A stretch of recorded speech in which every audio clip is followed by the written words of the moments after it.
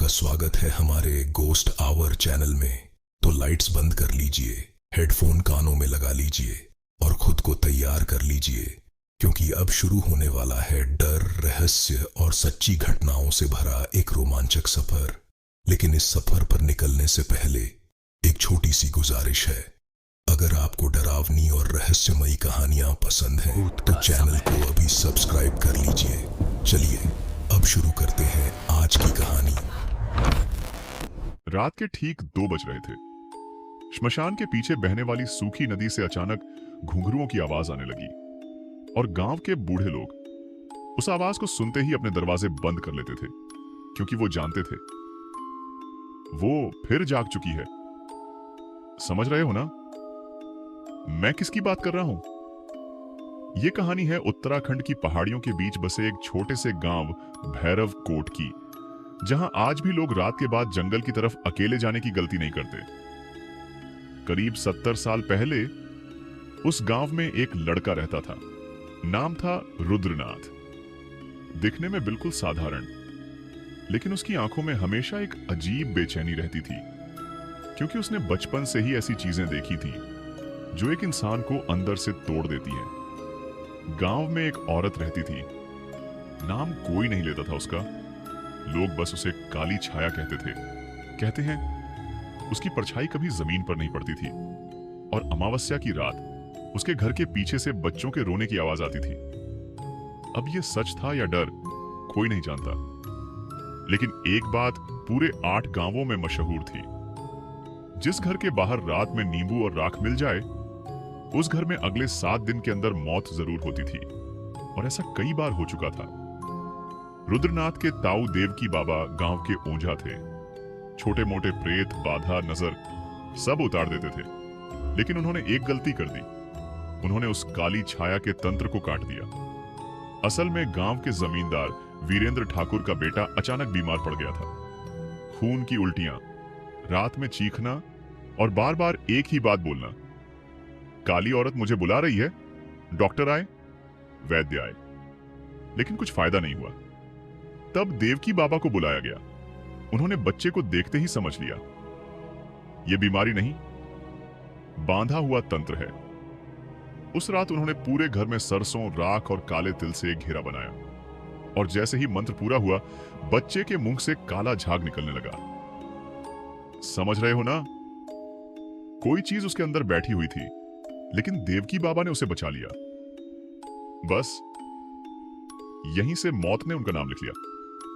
3 दिन बाद, अमावस्या की रात, देवकी बाबा अपने कमरे में अकेले सो रहे थे। तभी खिड़की के बाहर से किसी औरत के रोने की आवाज आई। धीरे धीरे, दरवाजा खोलो, मुझे ठंड लग रही है। लेकिन देवकी बाबा समझ गए, वो इंसान नहीं है। उन्होंने मंत्र पढ़ना शुरू किया। तभी कमरे की दीवार पर कुछ रेंगता हुआ दिखाई दिया। एक लंबा, काला, चमकती आंखों वाला सांप, लेकिन वो साधारण सांप नहीं था। उसके गले में लाल धागा बंधा हुआ था। मंत्रित पेशवा, ऐसा सांप जो सिर्फ उसी इंसान को काटता है जिसके लिए भेजा गया हो। देवकी बाबा उठ पाते, उससे पहले सांप ने उनके गले पर काट लिया, और अगले ही पल उनके मुंह से खून निकलने लगा। घर वाले दौड़कर आए। तब तक बहुत देर हो चुकी थी। मरने से पहले उन्होंने रुद्रनाथ को अपने पास बुलाया और उसके कान में सिर्फ एक बात कही, काशी जाओ, श्मशान वाले अघोरी को ढूंढो, वरना वो पूरी वंश खत्म कर देगी। उस रात के बाद रुद्रनाथ बदल गया। उसकी आंखों में अब सिर्फ डर नहीं था, प्रतिशोध जल रहा था। 16 साल की उम्र में वो अकेला निकल पड़ा काशी की तरफ, जहां मणिकर्णिका घाट के पीछे एक अघोरी के बारे में कहा जाता था। वो मुर्दों से बात करता है और जिसे वो अपना शिष्य बना ले। उसकी जिंदगी कभी सामान्य नहीं रहती। 3 दिन भटकने के बाद आखिरकार रुद्रनाथ ने उसे देखा। राख से लिपटा शरीर, गले में हड्डियों की माला, और आंखें ऐसी जैसे सीधे अंदर तक देख रही हो। अघोरी ने बिना उसकी तरफ देखे कहा, जिस डायन को मारने आया है वो तुझसे पहले यहां पहुंच चुकी है। यह सुनकर रुद्रनाथ के पैरों तले जमीन खिसक गई। समझ रहे हो ना? मतलब वो उस पर नजर रख रही थी। अघोरी ने कहा, अगर शक्ति चाहिए तो पहले डर को मारना पड़ेगा। उस रात रुद्रनाथ को श्मशान में अकेले बैठाया गया। चारों तरफ आधी जली लाशें, कुत्तों की आवाज और दूर नदी से आती औरत के हंसने की आवाज। उसे कहा गया, पीछे मत देखना। लेकिन आधी रात के बाद उसे महसूस हुआ कोई उसके बिल्कुल पीछे खड़ा है। धीरे धीरे उसके कान के पास गर्म सांसें आने लगी। फिर एक औरत की आवाज आई, रुद्र मेरी तरफ देखो।